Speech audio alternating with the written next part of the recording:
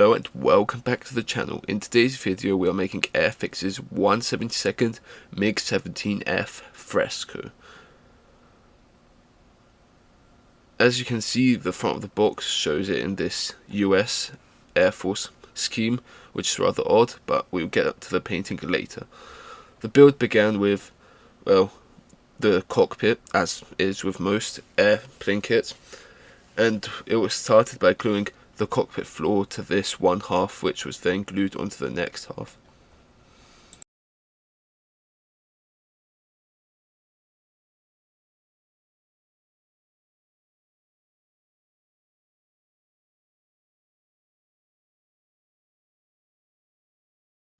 Continuing the build, the next step was to make the exhaust nozzle at the back, and this was built up of, well, halves that come onto here and then the back side. There's a nice amount of detail on here, especially as you can see on the halves. This is where the air brake is, and when you leave it in the open configuration, there is a nice amount of detail to see there.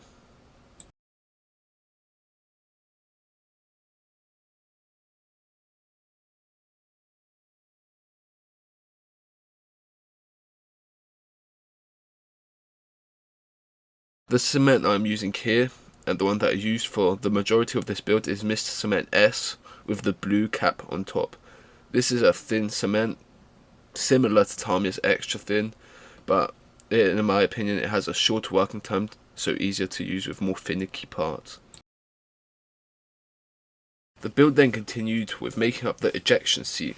As you can see here, it is rather small. Well, since it is 72nd scale, obviously it's going to be smaller than what I've dealt with in the past. But as you can see, it's there. And then Airfix also supplied you a pilot figure, which fits pretty well into the cockpit seat, especially that it has a flat bottom. But in the end, I did not end up using it, as I done a not in flight display. As you can see, the ejection seat cements, or fits, should I say, nicely into the cockpit floor with those two nubs there.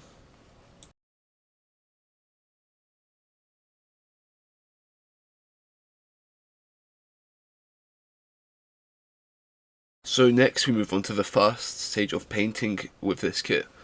Obviously it was the cockpit. Obviously, as you can see, this is not a typical colour for a Soviet cockpit, as at the time I did not have a correct colour for a Soviet cockpit, so I painted it with RLM76 or Hellblau, light blue, which, well, isn't the perfect colour, and obviously it could have been a lot more like the turquoise green you see in a lot of Soviet Cold War era cockpits, but in the end you can't really see that much of the cockpit, so I think it was a rather decent colour to use.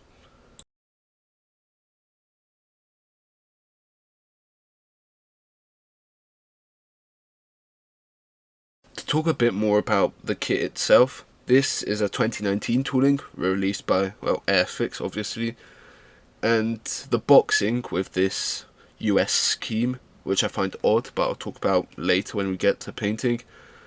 This is a 2024 boxing, which at the time was new and still is new, but, well, since I bought the kit in 2024, it was a new release back then.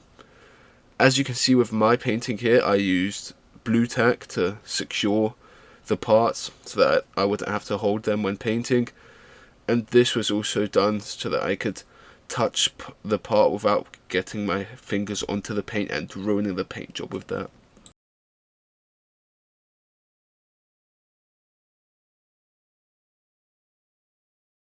As you can see, this is how the cockpit looks, and, well, with the lighting that I have, it looks kind of more of a grey without any blue tone, but trust me, there is.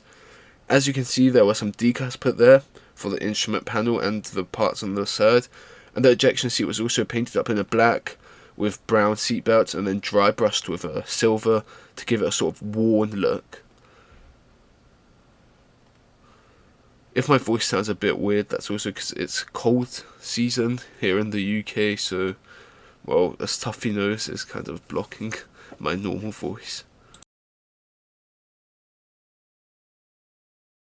And this is how the cockpit looks when it's joined together. Here what you can see at the front is the intake part with that characteristic open nose for the MiG. And as you can see, it slots very nicely with Airfix, ensuring that there is a nice and tight fit there. So, well, I dare to say that you could not get away without using cement. And this is the part where we get onto probably my stupidest mistake in modelling in, well, a while. So someone I know recommended that I use plasticine as nose weight because, well, I didn't have any nose weight at the time, and it's, well, obviously a cheap option. And it seemed as if it would be enough, as, well, it felt rather heavy with the plasticine inside compared to it without. But as you'll see later, well, it did not come out to be enough. Anyways, as you can see, here I cemented the cockpit into one of the fuselage halves, and then the exhaust nozzle was also cemented into this half.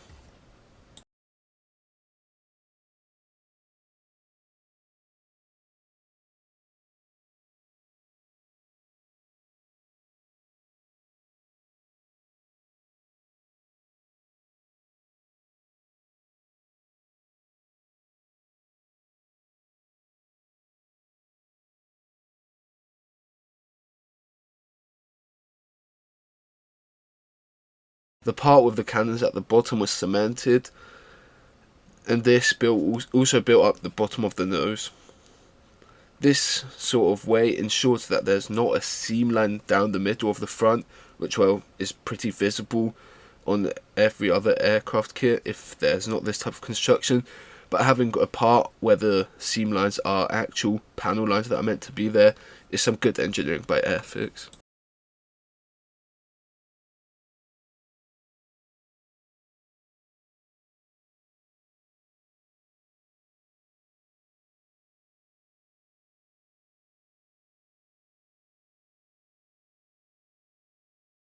And as you can see, for some reason the nose just did not want to stick.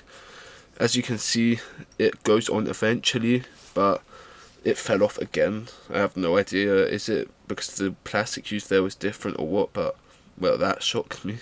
So now the MiG-17 is actually starting to look more like a plane as we add the wings.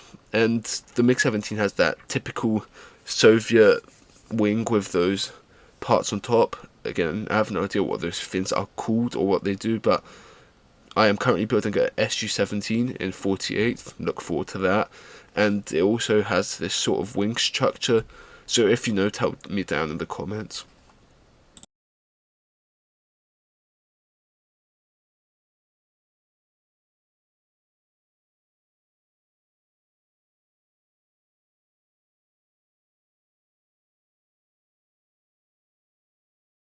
The rear stabilizers were also attached, and in my opinion, the MiG-17 probably has one of the better looking rear stabilizer and wing angles, so that's how the build progressed there.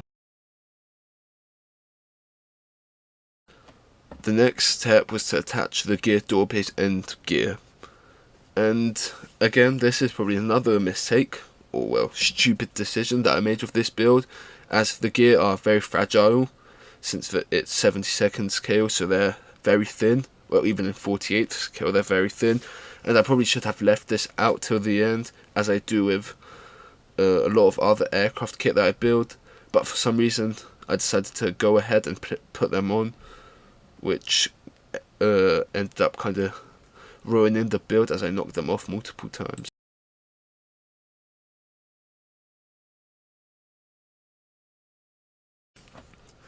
As you can see, this is the detail I was talking about. Well, the detail that is visible when you put the air brake open, which I did. And, well, boringly, Russian air brakes are not red like Western air brakes, but just silver, which, as you see later on, or you probably saw from the thumbnail, kind of detracts from this being a point of attention since the whole aircraft will be painted silver. On another talking point, here I used the Mr. Cement Deluxe with the yellow cap, as this has a longer drying time, so it allows me to play around with the fit a bit more and ensure that the air brake has a good angle. well, as you can see, this longer drying time is kind of disadvantageous in different ways, as if you also want something to dry quicker when you put it into place, then, well, it doesn't really. So if you want to attach the fuel tanks, which, as you can see, I'm doing right now, also using the Mr. Cement Deluxe, I forgot to mention, but Airfix has you drill out the holes in the wings before, as well. There's an option to do it without these fuel tanks, and then the holes would have to be filled, but here you just drill out the holes and put the fuel tank in.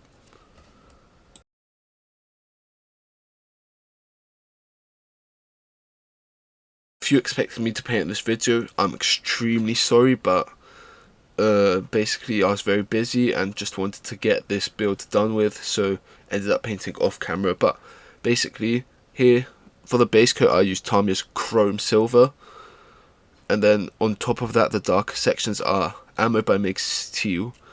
This was done to make a sort of worn look to it. So the next step was adding the decals.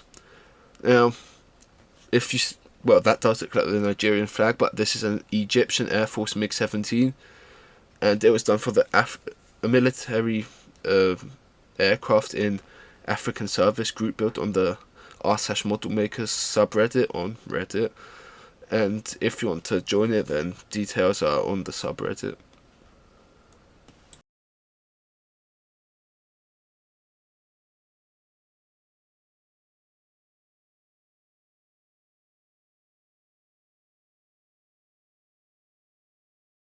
So this is how the MiG-17 looks like with the Egyptian roundels and other decals added.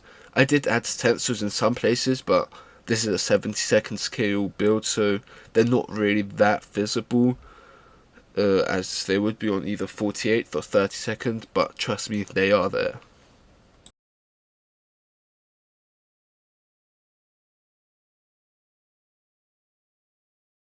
So the next step was to begin the weathering process.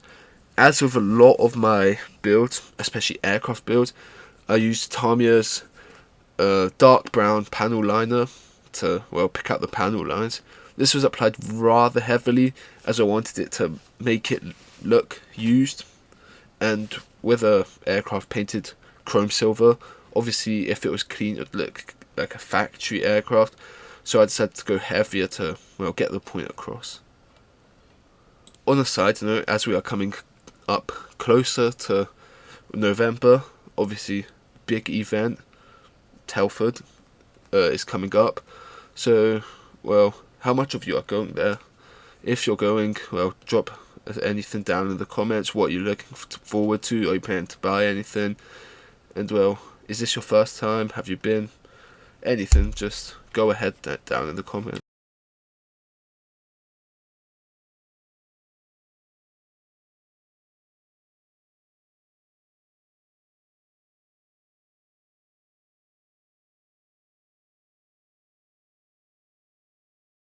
So this is how it's looking now after the panel line wash was applied.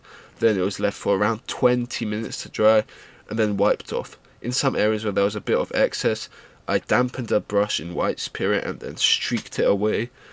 For those parts that were left, I just kind of made a streaking motion as if it was blown by the wind. The next step of the weathering process was oil paints.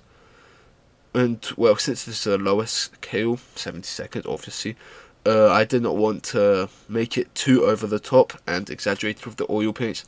So as you can see, I have a thin bit of wire here with a dot of oil paint on the tip, and then it was brushed away with a flat brush.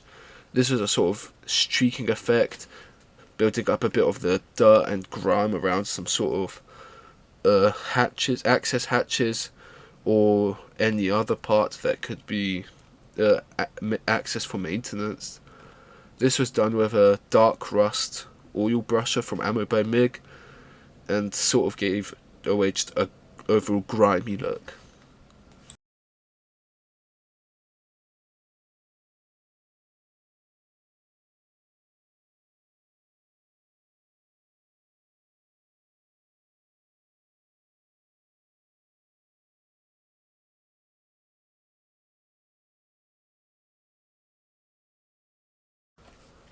Next, ammo by MiG's Earth Oil Brusher was mixed into their rubble pigment mix, and this was applied onto the wheels to give it a sort of dusty and sandy look, as this aircraft was used in desert and Africa, which is, well, very dusty.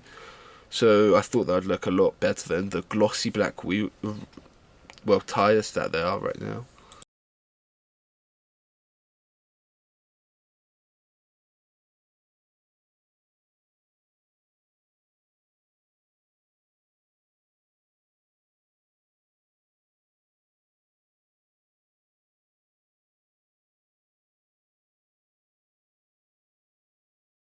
Well, the final step was to unmask the canopy after a matte varnish has been applied.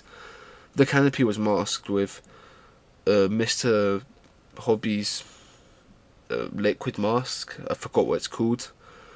And well, this allows me to, first of all, save masking tape for, well, canopies that I can actually mask myself, as I believe that I wouldn't be able to do a good job on this, and also to get more finer lines where the angles are at. Well, and with that, we are done with Airfix's 1/72nd MiG-17F Fresco.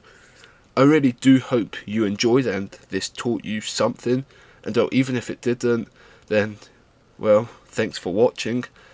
And yes, I'm back, I'm alive, and well, thank you for managing to get through this video with my terrible voice.